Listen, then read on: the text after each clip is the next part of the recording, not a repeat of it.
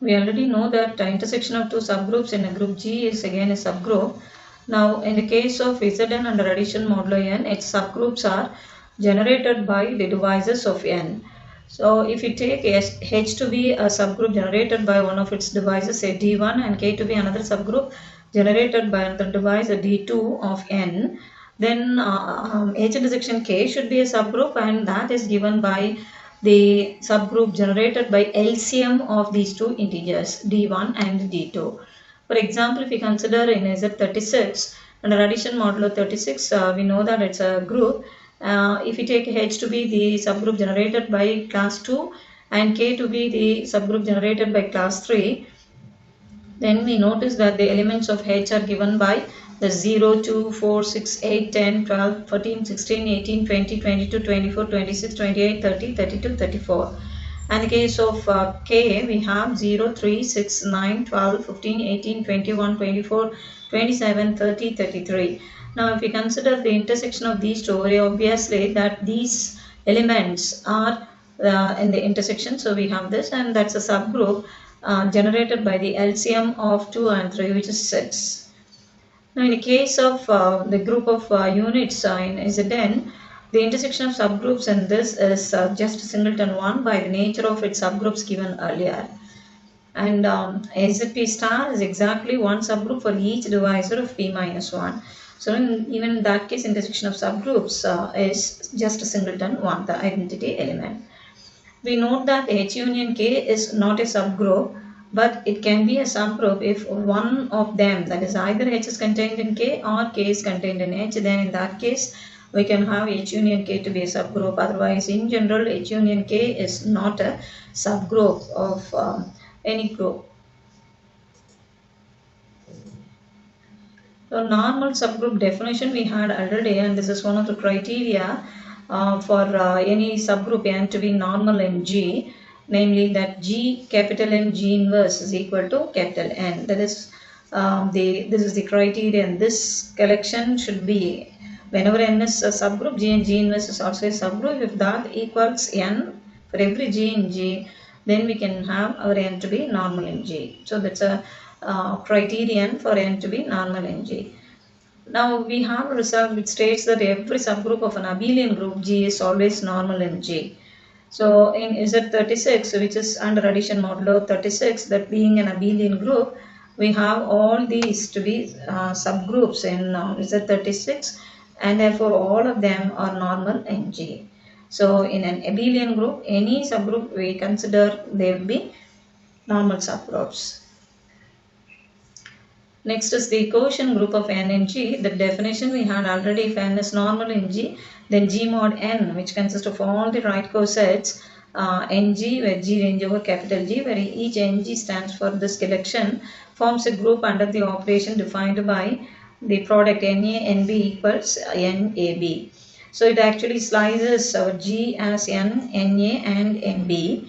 Now in the case of Z10 under addition modulo 10, we know that all of the subgroups are normal subgroups. By taking n as the group generated by 2, which is this collection, we see that G mod n is consists of only 2, each one is a set. See, here we have mentioned each one is a subset. So this is one subset and this is one subset of G. So this is what we have, and this is nothing but, if you take this as n, then this is nothing but n plus 1. So our G mod n consists of only 2 elements, namely n and n plus 1.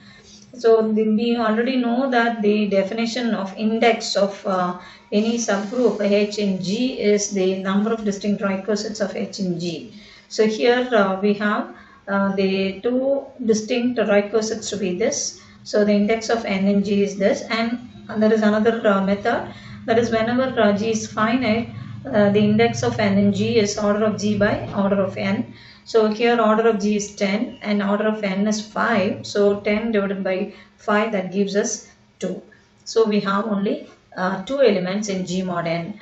On the other hand, if we take n as the subgroup generated by 5, which consists of only 2 elements, then in that case the number of elements in this will be order of G by order of n. Order of G is 10, order of n is 2. So you will have 10 right cosets. So these are the those that is 10 divided by 2, that's 5. So these are the 5 right cosets of n and g, and by taking n as this, we see that the other right cosets are given by the set consisting of 1, 6, and then the set consisting of 2, 7, and the set consisting of 3, 8, and the set consisting of 4 and 9. So this Z10 is sliced into n plus 1, n plus 2, n plus 3, and n plus 4. In the previous case, it is just n and n plus 1. Now, for in the same way, see, this is for Z10 under addition modulo 10. In the same way, we can discuss for the group of congruence classes modulo prime without that 0, that is ZP star under multiplication modulo P. So even in that case, we can discuss the quotient group of n and g.